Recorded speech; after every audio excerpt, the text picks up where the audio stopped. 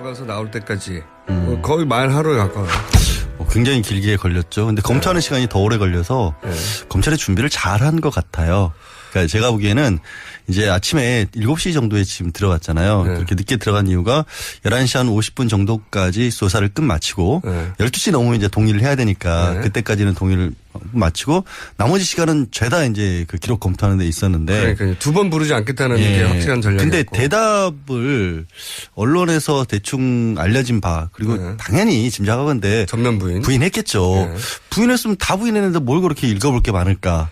그거는 검찰이 그만큼 많은 내용을 그냥 미리 담아놨다는 얘기고 나중에 결국 가면 이제 재판 갈 때 그걸 맞서 싸워야 되니까 그 부분을 확인했던 부분도 있을 것 같아요. 그러니까 검찰에 그러니까 이런 얘기 있잖아요. 왜 촬영을 영상 녹화를 통지만 하면 되는데 굳이 물었냐.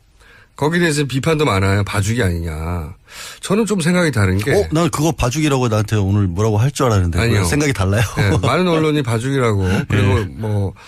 그리고 게시판이나 이런 데서 일반인들도 그거 다른 사람한테는 안 그러면 굳이 하느냐고 그러는데 처음부터 그 전략이 확실했던 것 같아요. 그러니까 입을 열게 만든다. 편안하게 만들어주고 어떻게든 최대한 많은 진술을 끌어낸다. 그렇죠. 이 방향으로 딱 정했던 것 같아요. 손봉규 변호사가 오늘이군요. 12시 50분 정도에 기자들에게 문자 메시지를 돌렸습니다. 이게 지금 손봉규 변호사가 그쪽에서 언론 홍보 담당을 하고 있잖아요. 근데 다른 특검에서의 수사와 달리 굉장히 공정하고 검찰 덕분에 진실이 많이 드러난 것 같다. 자기들이 충분히 말을 할 수 있는 분위기도 조건도 그렇죠. 주었다는 거군요. 근데 그게 좋아할 일이 아닌데. 저도 그게 의외인 게 변호사들이 제일 걱정하는 게 말을 많이 하는 거예요. 피고인들이 갔다 와서 할 얘기 다 했어요. 그러니까 제 말이 그거예요. 그거 진짜 걱정하거든요. 그 초보 피의자의 착각인 내가 열심히 진심을 담아서 나를 변호하면 상대방 검찰이 나를 이해해 줄 거야. 이게 초보 피의자의 항상 있는 착각이거든요. 그러니까 검사가 오늘 검사님이 정말 잘 대해주셨어요. 얘기도 잘 되고요. 고개도 많이 끄덕거려 주신 것 같고 이 얘기 들으면 안 되는데. 큰일 났다 이제. 근데 왜 손봉규 변호사가 왜 그러는지 모르겠어요. 그게 이해가 잘 안 가요. 제 생각에는 두 가지 의미가 있는 것 같아요. 하나는 이제 사실 칼자루 이제 검찰이 줬잖아요. 완벽하게. 여기는 민간인이잖아요, 이제는. 그러니까 검찰의 비위를 잘 맞추고 그다음에 아양이죠. 이런 표현이 기분이 나쁠 수도 있지만 포괄적으로는 아양이라고 보면 그럴 수도 있고 또 하나가 있는 게 그 본인들이 하고 싶은 얘기를 충분히 했고 그렇기 때문에 이런 기회가 주어졌다면 우리가 그쪽에 충분히 납득되었을 거라는 착각? 뭐 이런 거. 그럴 거 있으면 진작 나와서 그 대통령 자리에 있을 때 하면 더 오히려 예우받으면서 할 수 있는데. 근데 이런 생각도 들어요. 손봉규 변호사 이렇게 TV 토론 같은 거 하면서 몇 번 뵌 적도 있고 개인적으로 뵌 적도 있고. 근데 손봉규 변호사뿐만 아니라 주변에 있는 변호사님들 중에서 지금 대리인단이 9명 선임 됐나요? 지금 상황이 얼마나 심각한 상황인지를 박 전 대통령에게 솔직하게 얘기를 해준 사람이 있었으니까. 못한 것 같아요, 다. 그러니까. 원래 이 변호사들이 제일 어려워하는 게 당사자들은 항상 나는 죄 없다라고 하거든요. 이게 뭐가 죄가 되냐라고 하는데 근데 사실은 이러이러한 부분이 문제점이 있기 때문에 이번에는 좀 빠져나가기 힘들 것 같다는 데는 이거는 양보를 하고 솔직하게 검찰에 자백을 하고 다른 부분으로 다투자 이런 얘기를 하는 게 어렵지만 몫이거든요. 그거를 하라고 이제 있는 거죠. 그게 변호사거든요, 사실은. 왜냐하면 그 얘기하다가 막 화내요. 당신이 내가 변호사라고 선임을 했지 자기가 검사야 왜 나보고 죄지었다 그래. 막 이런 분들도 계시거든요. 많죠. 근데 그거를 감내하고 설득을 잘 시키는 게 변호사 몫인데 그렇죠. 지금 박 전 대통령 대리인을 맡은 변호사분들 중에서 그 얘기를 박 전 대통령이 할 수 있었을까? 거꾸로 된 것 같아요. 무슨 의미냐면 박근혜 전 대통령이 피의자고 지금 변호를 받아야 될 사람인데 그래서 법률적 전문가로부터 그런 조언을 듣고 자기 입장을 어떻게 정해야 될지 조력을 받아야 되는데 거꾸로 온 것 같아요. 박근혜 전 대통령이 죄 없다는 거 그 입장을 이쪽에서 수용해가지고 설득을 당한 거예요. 네, 설득을 당했다기보다 아닙니다. 말을 못하는 만나지도 못하는 것 같으니까 말을 못하는 거예요. 그러니까 전면 무죄 이 입장을 뒤집거나 그렇게는 안 될 겁니다고 말하지 않고 그냥 그걸 보조하고 있는 수준에 불과한. 아니 근데 그러면 지금 너무나 뻔한 것들이 있잖아요. 뭐 예를 들어서 뇌물죄 같은 경우는 사실은 법리상으로도 굉장히 어렵고 다툴 여지도 많고 수사도 앞으로 더 진행을 해야 하지만 준 사람이 지금 구속돼 버렸어요. 준 사람은 구속됐으니까 이제 그거는 이제 구속 여부 같은 걸 따질 수 있고 나머지 다른 거 최소한 하다못해 직권남용 같은 경우는 기업들이 다 강압이라고 하는데 당해서 줬다는 사람 다 같이 당해서 줬다라고 얘기를 하고 있고 당해서 줬다라는 의미도 이런 거거든요.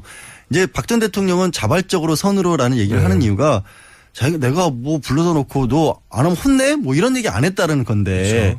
그 강요라고 하는 게 남들 보기에 이 정도면 강요다 이런 거잖아요. 그리고 그걸 받아들이는 사람들이 대통령이 말을 하는데 그렇죠. 일관되게 얘기하거든요. 압박을 느꼈다고. 그러니까 이게 본인이 내가 머릿속으로 그렇게 생각했던 게 아니라 그 당한 피해자 입장에서 그리고 남들이 보기에도 저 정도면 강요야.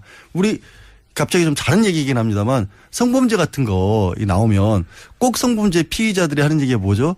딸 같아서 그랬어요라고 하거든요. 인정 안 되거든요. 인정? 그럼 당하는 사람이 우리 아빠의 당신이 이럴 거 아니에요. 근데 그거보다 훨씬 더 큰 이건 격차가 심한 무거운 거거든요. 훨씬 더 큰 격차가. 대통령이라는 지위로 기업체에다가 이거 돈 내시죠? 국가를 위해서 체육을 위해서 그러면은 이런 얘기를 박 전 대통령의 변호사들이 해줬어야 되는데 해줬겠느냐라는 게 안 했다고 의심스러워. 봅니다. 못했다면 저도 참 그분들한테 딱하네요.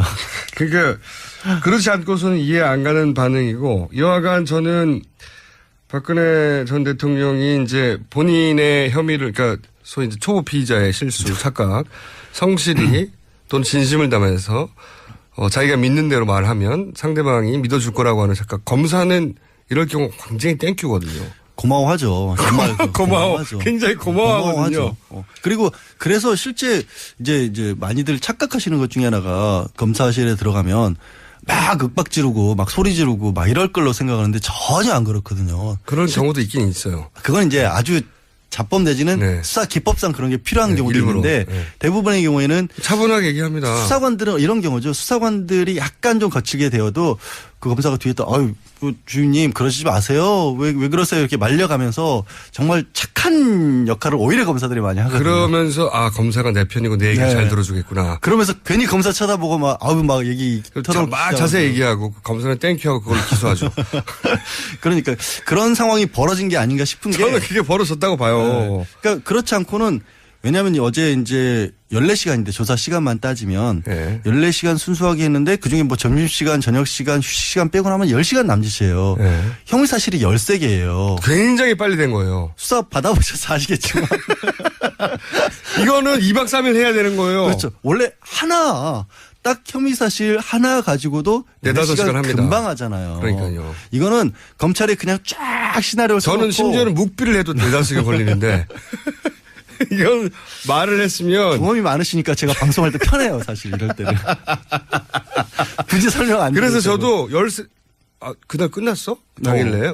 와, 이거 엄청나게 빨리 진행했는데 추궁을 안 한 겁니다. 추궁 안 한 거예요. 검찰이 답변을 할 때 이제 검찰이 파악한 여러 가지 증언이나 물증과 위배되는 사실이 나왔을 때도 더 이상 추궁을 안 한 거예요. 이유가 없다라고 아마 판단을 했을 것 같고요. 이렇게 물어봤겠죠. 예를 들어서 기업 출연 같은 경우에는 만나신 사실이 있습니까? 이건 맞습니까? 그럼 재단이 이거 출연한 부분은 맞네요. 그것과 관련된 보고서가 들어와 있으니까 그건 맞네요. 근데 그걸 관여하셨습니까? 관여는 안 했습니다. 이럴 거 아니에요. 그렇죠. 그 있는 그대로 적는 거죠. 그럼 법원 판사가 보기에 만나기도 했고 돈도 냈고. 하지만 자기는 강압에 회사 하지 않았다. 돈은 얼마 냈는지도 다 밑에 수석들이 보고를 했는데 나는 몰라요. 그럼 그게 말이 되냐고. 인정이 안 되죠 어차피. 그러니까 그런 구도로 각을 잡아놓고 수사를 한 것 같아요. 그래서 제가 보기에는 부인하는 조서. 전면적으로 혐의를 부인하는 조서만 쭉 받아 적는 전략을 처음부터 가져가니까. 그러니까 사실은 영상 녹화도 필요가 없는 거예요. 영상 녹화는 보통은 혐의를 인정했다가 나중에 법정에 가가지고 뒤집을까봐. 그렇죠. 그럴 때나 녹화할 필요가 있는 거지. 이거는 전면 부인이면 할 필요가 없잖아요. 없죠. 그리고 이게 부인한다는 의미가 결국에는 자백을 했을 때. 그러니까요. 그러니까 자백을 했는데 나중에 자백 조서를 사실 기술적으로 꾸미는 경우도 있잖아요. 그러니까 내가 자백을 했다는 사실조차도 본인은 모르고 근데 나중에 알고 보니까 법적으로 자백한 것이었을 때 난 그럴 의도가 아니었다라고 했을 때 영상 녹화를 쓰는 건데 어차피 부인할 건데 전면 부인이니까 사실 영상 녹화를 안 한 게 큰 의미가 없어요. 혐의를 인정 안 할 거기 때문에. 그래서 저는 검찰이 이거를 녹화를 안 하면서 그쪽 마음을 풀어주고 검찰이 우리를 공정하고 객관적으로 대하는 거구나 하는 인상을 줘서 더욱 그 말을 끌어내는 편안하게. 네. 왜냐하면 그 전략의 성공이었다고 봐요. 그 말씀이 타당성이 충분히 있는 게 이건 법정에 안 가본 사람, 이게 검찰 수사 안 받아본 사람 몰라요. 그래서 다 비판하는 거예요. 기자들이 뭘 몰라. 기자들이 수사 한 번씩 받아야 돼. 당신들도 조서를 받아봐야 돼. 가가지고 몇 시간씩. 그러니까. 근데 굳이 이 부분도 어제 사실 손범규 변호사가 언론에 거부했다라는 표현을 써서 본인이 굉장히 싫어했잖아요. 부동의했다 우리는. 네. 우리가 얘기도 꺼내지 않았는데 검찰이 미리 동의하느냐고 물어보길래 아니 이거는 원래 동의 절차도 아닌데 물어보니까 우리는 부동의한다고 했을 뿐이다. 이거죠. 또 싫어? 싫어요. 이렇게 말한 거거든요. 그러니까 적극적으로 거부한 게 아니라는 얘기를 강조를 하고 싶었던 건데 그러면 생각해 보세요. 이게 민감하게 드러날 수밖에 없는 게 특검 때는 영상 녹화하고 그다음에 녹음이라도 하자. 그때는 거부했죠. 이것 때문에 네. 각을 세웠고 이것 때문에 틀어졌다는 걸 검찰이 모를 리가 없잖아요. 그러니까요. 근데 일부러 먼저 그걸 얘기를 꺼내가지고. 저하고 같은 생각이신데 네. 변호사다 보니까 좀 아시는구만요. 수사를 많이 받으셔서. 피의자였다 보니까 알아요. 그러니까. 이거 의미가 없어 이번에는. 그러니까 아니 일부러 준 거죠. 네. 처음 시작할 때부터 그래서 손에 솜사탕 쥐어주고 시작한 맞아요. 거예요. 그건 맞아요. 우리 오늘은 맞지. 그러게. 그래서 이건 비판거리가 아닙니다. 이거는 잘한 겁니다. 검찰이. 법조 출입만 해가지고는 모르고 조소를 받아봐야 알아요. 이거는 검찰이 겁니다. 각을 잘 잡았다. 그래서 최대한 많은 말을 끌어내게 하는 걸로 각을 잡았고 충분히 수사도 그래서 원래 계산한 대로 이루어졌고 저도 그렇게 생각합니다. 다만 워낙에 얘기한 시간에 비해서는 수사에 기록된 부분이 처음에 준비한 부분도 많았기 때문에 그걸 확인하는 데는 7시간이 걸려야 그리고 했죠. 또 한 가지는 아마 말을 하다가 이게 초보 피의자들이 변호사가 분명히 하지 말라고 한 말들이 있었을 텐데 했을 수 있어요. 그거 나왔으면 정말 엄청난 건데 사실은. 그거를 나중에 다퉜을 수 있어요. 일부 문구 수정해 달라라고 요청을 한 부분이 있긴 했어요. 그래서 어쩌면 처음에는 2시 50분 정도에 나오려고 하다가 갑자기 다시 문 닫고 다시 들어간 거거든요. 그래서 그 부분에 있어서 약점이 좀 잡혔을 수 있죠. 그거 가지고 실갱이를 했을 수 있습니다. 근데 그거야 이제 막을 수가 없는 게 어차피 변호사 옆에 앉고 어제 2사람 있었다 그러더라고요. 옆에도 앉고 뒤에도 책상 놓고 앉아 있었고 그런 상황에서 얘기를 한 거니까 검찰 수사 받는 과정에서 뱉어놓은 말을 되담을 수가 없잖아요. 법적으로도. 문구를 조금이라도 바꾸려고 했겠죠. 그나마 뉘앙스라도. 이런 취지가 아니었다 정도. 뉘앙스라도. 그리고 또 이제 비문도 많이 말씀하셨을 테니까. 그거야 뭐. 그거 좀 정리했을 것이고. 헌법이 어차피 그렇습니까. 자, 그래서 저는 검찰이 사실 그동안 신뢰를 못 받아왔고 특검의 수사 결과에 비해서는 검찰이 뇌물죄까지도 못 갔고 여러 가지 미흡한 부분이 우병우를 아예 건들지도 않았고 그래서 이제 검찰 특수부에 대한 이제 불신이 좀 있었잖아요. 그게 연결돼서 이런 영상 녹화도 잘못한 거라고 비판하는 논조가 많은데 그건 아니었다고 저는 보는 거고요. 그러니까 검찰은 지금 굉장히 쫓기는 입장이에요. 사실은 이게 봐주고 검찰 스스로가 봐주고 하는 상황도 아니고 약간은 억울할 거예요. 왜냐하면 특별수사본부에서 일기 때 수사를 나름대로 바탕을 잘 잡아놨기 때문에 그 위에 특검에서 수사를 한 부분이고 특별수사본부 일기 때도 뇌물을 안 받던 게 아니거든요. 근데 그런 것들을 이어받은 거기 때문에 저는 그 걱정은 좀 안 하는 편입니다. 검찰 전략과 변호인 전략을 따지자면 검찰 전략이 더 좋았다고 봐요. 이번에는. 충분히. 이번엔 좋았다고 보고 그리고 이렇게 되면 이제 남는 게 영장이죠. 영장을 불구속으로 하느냐 구속으로 하느냐는 아마 이후 대선에도 일정 정도 영향을 미칠 수 있는 충분히. 빨리 정리를 해야죠. 대선에 영향을 미치지 않기 위해서라도. 그래서 저는 의외로 일찍 영장이 발부될 수도 있다. 영장은. 우선 영장이 발부될까요? 구속영장이? 청구. 검찰이 청구를 하냐. 저는 검찰이 청구를 하면 발부는 100%라고 봐요. 법원으로 넘어가는 순간. 청구를 할 거라고 보십니까? 청구해야죠. 저는 청구 안 할 이유가 하나도 없어져 버렸어요. 그러니까 어제 결국 저도 이제 그전에도 얘기를 했던 게 영장이 청구가 되느냐 마느냐 박 전 대통령의 태도에 달려있다. 이 혐의 사실을 다 부인하게 되면 전면 부인하면 검찰로서도 선택의 여지가 없어지는 거예요. 맞아요. 그렇게 만들어 놓고 영장 청구를 안 해버리면 검찰은 다 뒤집어 쓰는 거거든요. 그러니까 혐의는 충분히 박근혜 전 대통령에 반하는 물증과 증언과 게다가 이미 구속된 피의자와 완전히 갖춰졌어요. 그중에 빠진 게 이제 본인의 진술인데 본인이 이걸 다 부인했어요. 그러면 내버려두면 안 되거든요. 그렇죠. 아니 다 부인도 아니고 아까 말씀드렸죠. 그런 걸 거예요. 주변에 정황 증거라고 하는 부분들은 인정을 했을 거예요. 그래야 수사에 협조하는 모습을 보일 수 있으니까. 하지만 내가 연루됐다는 부분만 부인을 했을 거예요. 자기 의지는 없다는 거죠. 그러니까 거기서. 그러면 이게 그 서류 자체에서 그것만 읽어봐도 이거는 다 인정하는 게 맞는데 왜 자기는 모른다고 하지가 돼버리는 거예요. 그 조선 내에서 모순이 생기거든요. 그걸 영장을 청구를 안 하면 검찰은 어떻게 하겠어요? 아니 그리고 주변 모든 사람이 이 사람이 알고 있었다거나 나는 그러니까 그리고 법원에서도 이 사람 뇌물 준 게 맞냐라고 했는데 그걸 다 부인해요. 그러면 통상적으로 증거인멸의 위험이 있다고 보는 거거든요. 다 부인하니까. 뭐 도주의뢰라 증거인멸의 우려를 가지고 따질 때 뭐 일부에서 그래도 전 대통령이 어딜 도망가냐. 근데 그게 아시잖아요. 그냥 실제로 도망간다는 의미가 아니라 혐의 사실 자체가 워낙 중대하고 그러면 그런 걸 가장 큰 판단 기준으로 삼고. 이거는 1억이 넘어가면 10년까지도 되는데요. 10년 무슨 10년요 갑자기? 형량이. 형량이 10년부터. 네, 10년부터. 10년부터 시작. 이게 중하죠. 그렇죠. 죄도 중하죠. 전면 부인했죠. 그런데 거기 반하는 증거는 많죠. 그다음에 뇌물을 줬다는 사람은 구속되죠. 일반적인 경우는 200% 구속이거든요. 200%. 그리고 양지열 변호사도 빠져나가지 못합니다. 절대. 저는 원래 취지가 아까 말씀드렸잖아요. 자백시켜요. 이런 경우에는 자백시켜요. 네. 근데 그게 자백시키지 않는 방향으로 작기 때문에 그게 오히려 함정이 될 거라는 거고 다른 것보다도 지금 혼란스럽잖아요. 이게 계속 집에 있으면 계속 주변에 문제가 생길 거란 말이에요. 밖에서. 근데 본인은 모르는 것 같아요. 박근혜 전 대통령은. 본인이 이게 얼마나 중대한 위험한 피의자로서는 절대절명의 위치에 와 있는지 본인만 모르는 것 같아요. 저 그랬잖아요. 아침에 들어가는 모습 보니까 확 얼굴이 풀려가지고 미소를 딱 짓고 있는 걸 보고. 큰일 났다. 네, 큰일 났다가 아니라. 저는 그걸 보고 구속되겠구나라는 생각을 했다는 거죠. 보통 피의자들이 참 말씀하신 대로 나 가서 진술 잘했고 잘 받았어. 그럼 구속되거든요. 네, 맞아요. 그거 정확해요, 진짜. 진짜예요. 변호사들은 다 형사재판에 온 변호사들은 거의 감이 있어요. 그런 감이 있어요. 아니 왜 이렇게 웃고 나오냐. 아니 내 말 다 들어줬어. 이렇게 하고 나오는 분들은 다 구속돼요. 네, 그렇죠.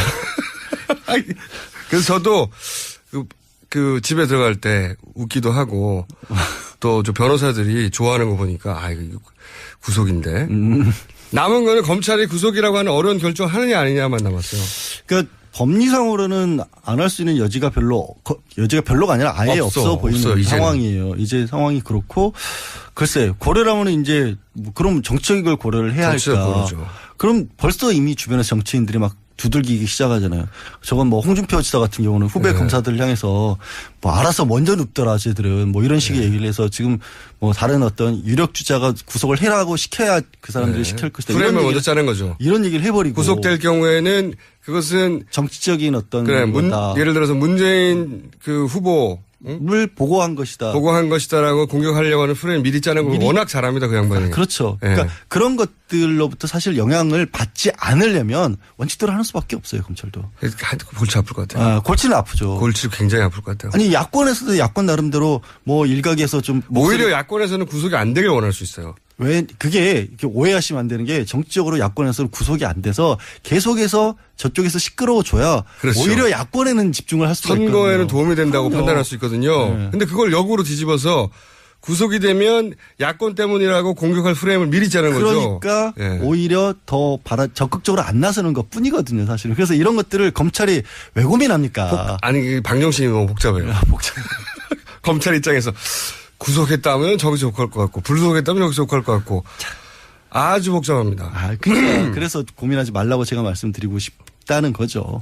고민을 일선 검찰은 안 할 수 있지만 수뇌부 정도 되면 하죠. 이 결과에 따라서 나의 앞으로의 여생은 어떻게 될 것인가를 생각할 거 아닙니까? 그게 제가 제일 아쉬운 거예요. 뭐냐면 검찰 수뇌부 정도가 되면 사실 여생은 보장돼 있어요. 관직에서 더 올라가지 못하더라도 그 정도 고민을 관직에 더 올라가고 싶을 수 있잖아요. 나와서도 잘 먹고 잘 사실 수 있잖아요. 돈보다 관직이 더 좋을 수도 있잖아요. 사람이 자신의 꿈에 대해서 그렇게. 명예롭게 잘 돼야지. 잘 돼도. 명예롭게 잘 돼야지. 대한민국에서 그 정도 수뇌부에 있었으면 나와서 뭘 못해요. 제발 그런 거 가지고 고민 안 했으면 좋겠어요. 다른 거 안 들어보고. 본인이 잘 먹고 잘 사니까 그렇죠. 나 못 먹고 못 살아요. 마른 거 봐요. 내가 지금 얼마나 부쩍부쩍 말라는데 지난 가을부터.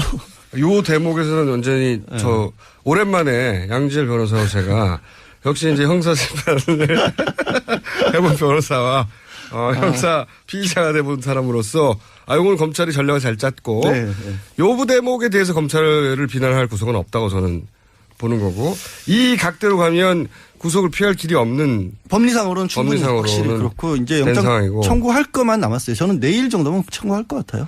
오늘 정도 그렇게까지 빨리 하면 오늘이 수요일이잖아요. 고민의 흔적이 안 보입니다. 고민. 이게 중요한 게 고민의 흔적을 뿌려주는 게 중요하거든요. 생각해보세요. 영장 실질 심사할 때 중요한 사안들 다 끝났는데도 고민의 흔적을 만들기 위해서 새벽까지 기다리잖아요. 고민의 흔적 흩뿌리기 이거 굉장히 중요하거든요. 할 말이 없어지는데. 저는 이제 다음 주초 정도 예상해봅니다. 다음 주초? 차라리 눈에 안 띄게 주말에 토요일쯤 이렇게 청구하는 게. 그러면 또 너무 고민의 흔적이 아니라 얍삽해 보여요. 안 돼요. 고민의 흔적. 아니 그게 하루라도 좀 서두르는 게 나은 게 영장 청구해서 발부가 되면 구속되면 20일 내에 또 기소를 해야 하잖아요. 네. 그럼 20일 내에 기소를 한다는 걸 계산하면 검찰 입장에서도 지금 대선 계속해서 얘기하다시피 5월 9일 생각을 하면 20일이면 4월 중순이 넘어갈 수 있단 말이에요. 그러면 조금 더 오히려 또 뭐랄까 영향이나 이런 부분 불리할 수 있어요. 하루라도 빨리 쳐주는 게 나을 수도 있거든요. 늦으면 4월 초고요. 빠르면 다음 주도 가능하다고 봅니다. 다음 주도 가능하다. 네, 가능하다. 내일은 안 되고요. 내일은 안 되고요. 너무 고민 흔적 흩뿌리기 너무 급한가? 중요한 기술이거든요. 근데 나갔을 때 과연 뭘 막을 수 있을까? 물론 저는 100% 발부가 될 거라고 생각을 합니다만 이제 법원에 가서 판사 앞에서는 할 수 있는 얘기가 일단은 수사에 잘 응했다는 부분하고 두 번째는 이제 조서에 나와 있는 부분들에 좀 나누긴 나눌 것 같아요. 그러니까 어떻게든 변호인단 입장에서는 지금 증거로 돼 있는 부분들 너무 많은 증거들 뭐 수첩도 그렇고 녹취록도 그렇고 이런 게 있는데 그럼에도 불구하고 대통령이 몰랐던 거는 헌법재판소에서 썼던 작전하고 비슷한데 유일한 거 있죠. 무능력 작전. 그거 하나는 카드가 좀 남아있을 것 같기도 하고 그다음에 결국에 쓸 수 있는 거는 그 경제공동체 부분이 너무 어려운데 이게 법적으로는 너무 과거로 들어가야 되거든요. 입증하기 어렵죠. 83년도, 90년도에 뭐 집 샀고 이런 부분들이 사실은 법적으로 인정받기가 되게 어려운 부분이라서. K스포츠 미르재단 하나만 가지고도 이게 구속사유가 되거든요. K스포츠 미르재단은 분명하죠. 헌재도 이미 그렇게 판결을 해버렸고 그러니까 이제 검찰은 영장을 청구하는 한편으로는 법원에다가 확 던지는 거군요. 그러니까 법원이 고민할 여지가 있는지를 찾아보고 있는 건데 법원도 고민할 여지가 없어 보이긴 해요. 근데 법원도 고민의 흔적 같은 거 남겨야 되니까 아침에 나올 거라고 봅니다. 들어가면. 새벽도 아니고 이제는 아침까지 계속 모든 기록들이 참 많이 나오네요. 오늘 박 전 대통령이 수사하면서 기록 검토한 시간도 신기록이거든요. 20시간 넘게 했던 것이고 7시간 기록 검토기 때문에 뭐 이런 거 가지고 기록을 세우는지 자꾸 모르겠습니다만은. 법원에서 영장을 검찰에 청구했는데 발부를 안 하기 어렵죠. 안 하기 어려운데. 증거인멸 부분도 지난해 대통령이 이제 미르와 K스포츠 문제 됐었을 때 증거인멸과 관련해서 뭐 비서실 동원해서 기록들 다 지우라고 했던 부분들이 나온 것도 있고 이번에도 어떻게 보면 청와대 압수수색 안 한 것도 거기에 영향을 끼칠 수도 있어요. 끝까지. 그러니까 이 전략이 일관되게 다 실패했어요. 한 번도 박근혜 전 대통령에게 유리한 판단들을 중간중간에 내린 적이 없어요, 보면. 그게 가능하려면 말씀드린 것처럼 변호인단들이 제대로 된 목소리를 내줘야 한다니까요. 만날 수가 없잖아요. 최근에. 양지열 변호사 또 아무리 말을 하고 싶어도 만날 수가 없는데요. 만나서 제가 좀 말을 좀 드려볼까요? 삼성도에 가볼까? 얘기 좀. 그게 아니라고 지금 똑바로. 지금 거의 유재하 변호사 한 분 정도, 유영하 변호사 한 분 정도가 집에 들어가서 정리해서 전달하는 것 같은데 그분의 성향 자체가 또 강성이었다고 해요. 들어보면. 그러니까 그렇게 친하게 지냈었고 공천도 그렇게 잘 받았고 하니까. 진짜 문제는 제가 보기에는 발부된 이유입니다. 이번 대선에 미칠 이번 대선의 중대 변수 몇 가지 중에 1, 2위를 다투는 변수죠. 근데 박근혜 대통령이 수위를 입은 모습이 과연 이제 보수 유권자들에게 어떤 영향을 주느냐.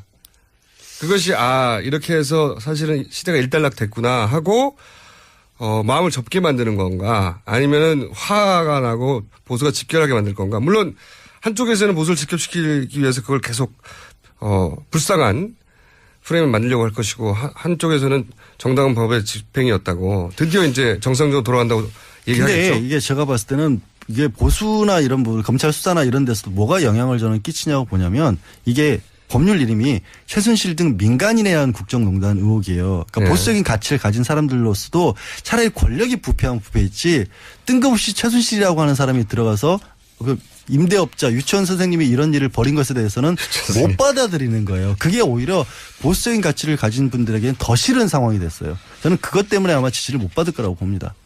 뭐 그것도 일리 있는 지적인데 원래 선거 국면에 들어가면 감정이 더 모두들 정상을 약간 벗어나거든요. 후보들도 벗어나고 지지자들도 벗어나고 약간 광적인 상태가 되잖아요. 그래서 자기가 원하는 정보 외에는 다 차단하잖아요. 네. 그런 상태가 되기 때문에 단순한 동물이 되죠 그때는. 그럼 하여튼 뭐 마무리는 주말 청구 내지는 주초 청구로 일단 거기까지 한번 걸어보고요. 알겠습니다.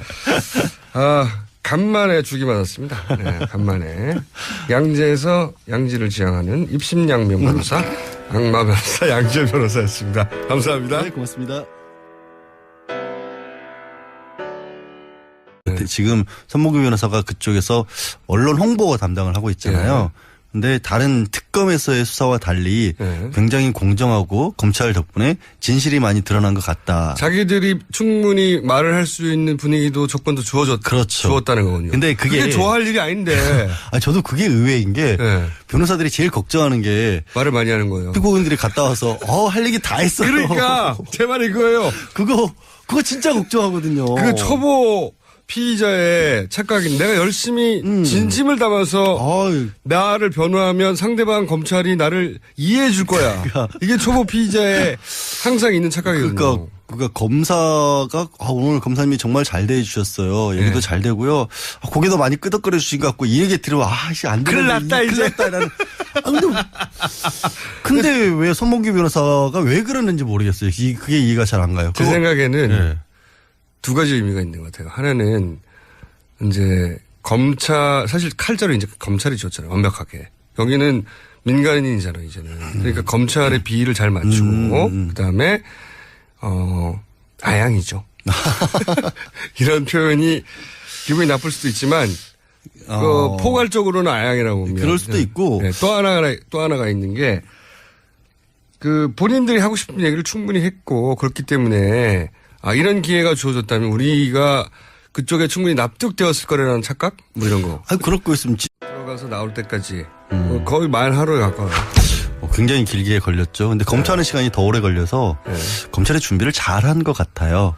그러니까 제가 보기에는 이제 아침에 7시 정도에 지금 들어갔잖아요. 그렇게 늦게 들어간 이유가 11시 한 50분 정도까지 조사를 끝마치고 12시 넘으면 이제 동의를 해야 되니까 그때까지는 동의를 마치고 나머지 시간은 죄다 이제 그 기록 검토하는 데 있었는데. 그러니까 두 번 부르지 않겠다는 게 확실한 전략이었고. 근데 대답을 언론에서 대충 알려진 바 그리고 당연히 짐작하건대 전면 부인했겠죠. 부인했으면 다 부인했는데 뭘 그렇게 읽어볼 게 많을까. 그거는 검찰이 그만큼 많은 내용을 그냥 미리 담아놨다는 얘기고 나중에 결국 가면 이제 재판 갈 때 그걸 맞서 싸워야 되니까 그 부분을 확인했던 부분도 있을 것 같아요. 그러니까 검찰에 그러니까 이런 얘기 있잖아요. 왜 촬영을 영상 녹화를 통지만 하면 되는데 굳이 물었냐. 거기에 대해서 비판도 많아요. 봐주기 아니냐. 저는 좀 생각이 다른 게. 난 그거 봐주기라고 나한테 오늘 뭐라고 할 줄 알았는데. 아니요. 생각이 달라요. 네, 많은 언론이 봐주기라고. 그리고 게시판이나 이런 데서 일반인들도 다른 사람한테는 안 그러면 굳이 하느냐고 그러는데 처음부터 그 전략이 확실했던 것 같아요. 그러니까 입을 열게 만든다. 편안하게 만들어주고 어떻게든 최대한 많은 진술을 끌어낸다. 그렇죠. 이 방향으로 딱 정했던 것 같아요. 선봉규 변호사가 오늘이군요. 12시 50분 정도에 기자들에게 문자 메시지를 돌렸습니다. 인적 나와서 그 대통령 자리에 있을 때 하면 더 오히려 예우받으면 살 수 있는데. 근데 이런 생각도 들어요. 선봉규 변호사 이렇게 TV 토론 같은 거 하면서 몇 번 뵌 적도 있고 개인적으로 뵌 적도 있고. 근데 선봉규 변호사뿐만 아니라 주변에 있는 변호사님들 중에서 지금 대리인단이 9명 선임됐나요? 지금 상황이 얼마나 심각한 상황인지를 박 전 대통령에게 솔직하게 얘기를 해준 사람이 있었을까. 다한 것 같아요. 다. 그러니까. 원래 이 변호사들이 제일 어려워하는 게 당사자들은 항상 나는 죄 없다라고 하거든요. 이게 뭐가 죄가 되냐라고 하는데 근데 사실은 이러이러한 부분이 문제점이 있기 때문에 이번에는 좀 빠져나가기 힘들 것 같다는 데는 이거는 양보를 하고 솔직하게 검찰에 자백을 하고 다른 부분으로 다투자 이런 얘기를 하는 게 어렵지만 몫이거든요. 그거를 하라고 이제 있는 거죠. 그게 변호사거든요, 사실은. 네. 왜냐하면 그 얘기하다가 막 화내요. 당신이 내가 변호사라고 써니브레치 자기가 검사야 왜 나보고 죄지었다 그래. 막 이런 분들도 계시거든요. 많죠. 근데 그거를 감내하고 설득을 잘 시키는 게 변호사 몫인데 그렇죠.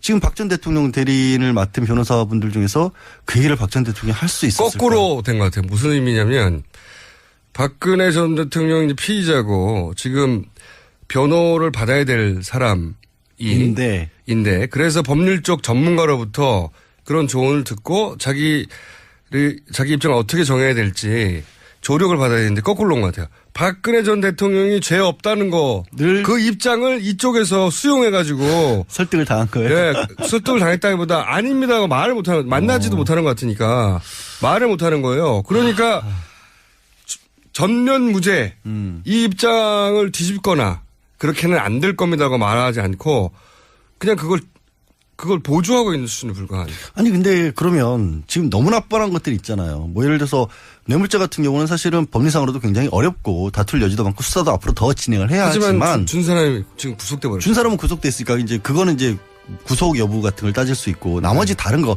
최소한 하다못해 직권남용 같은 경우는 기업들이 다 강압이라고 하는데 당해서 줬다는 사람 다 같이 당해서 줬다라고 얘기를 하고 있고 당해서 줬다라는 의미도 이런 거거든요.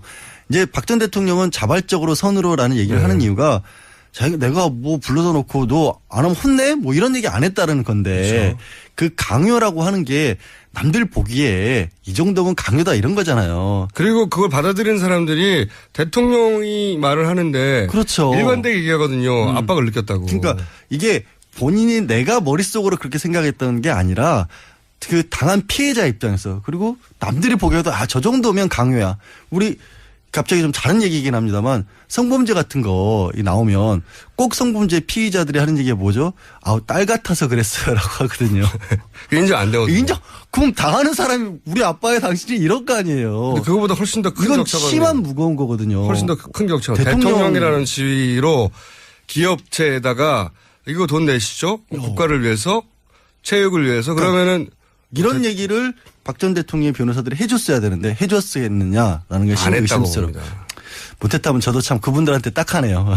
그러니까 그렇지 않고서는 이해 안 가는 반응이고 여하간 저는 박근혜 전 대통령이 이제 본인의 혐의를 그러니까 소위 이제 초보 피의자의 실수, 착각, 성실히 또는 진심을 담아서 자기가 믿는 대로 말하면 상대방이 믿어줄 거라고 하는 착각. 검사는 이럴 경우 굉장히 땡큐거든요. 고마워하죠. 정말 고마워하죠. 굉장히 고마워하거든요.